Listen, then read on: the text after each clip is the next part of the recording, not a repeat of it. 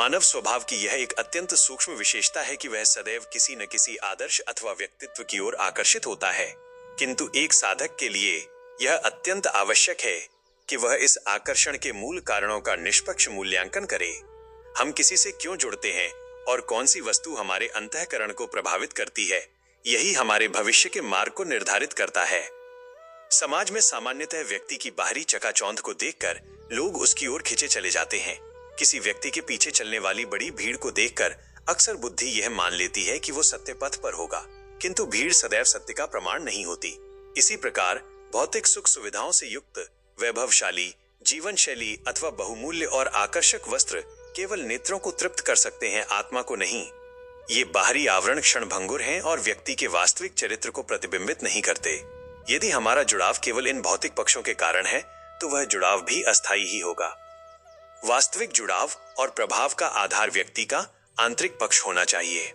जब हम किसी के ज्ञान से प्रभावित होते हैं, तो वो हमारी बुद्धि को दिशा प्रदान करता है।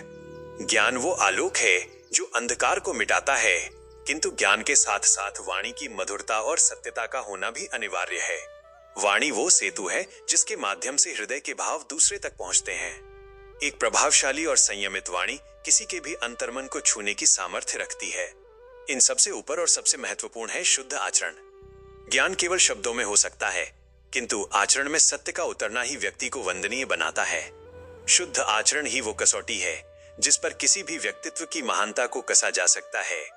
एक साधक को सदैव ऐसे व्यक्तित्व से जुड़ना चाहिए जिसकी वाणी में सत्य हो, बुद्धि में शुद्ध ज्ञान हो और जिसके कर्मों में पवित्रता हो।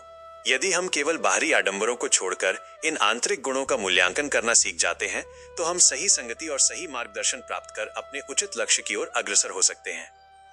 साधकों के लिए आत्मचिंतन हेतु प्रश्न। क्या मैं किसी व्यक्ति से इसलिए प्रभावित हूं क्योंकि संसार उनकी प्रशंसा कर रहा है, या मैंने स्वयं उनके गुणों का परीक्षण किया है? मेरे आकर्षण का केंद्र व्यक्ति की बाहरी संपन्नता है या उनकी वैचारिक और चारित्रिक श्रेष्ठता?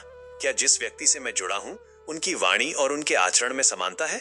यदि मैं किसी के ज्ञान से प्रभावित हूं, तो क्या वो ज्ञान मुझे अहंकार की ओर ले जा रहा है या विनम्रता की ओर? निश्चित ही गुणों का सही चुनाव और सत्य का साथ ही हमारी साधना को जीवंत बनाता है। विवेकपूर्ण दृष्टि रखें और सत्य की संगति करें। सजग रहें, निरंतर बोधपूर्ण रहें। सत्य और पवित्रता की शक्ति आपके जीवन को आलोकित करे। आपकी चयन दृष्टि सदा सूक्ष्म और विवेकपूर्ण बनी रहे।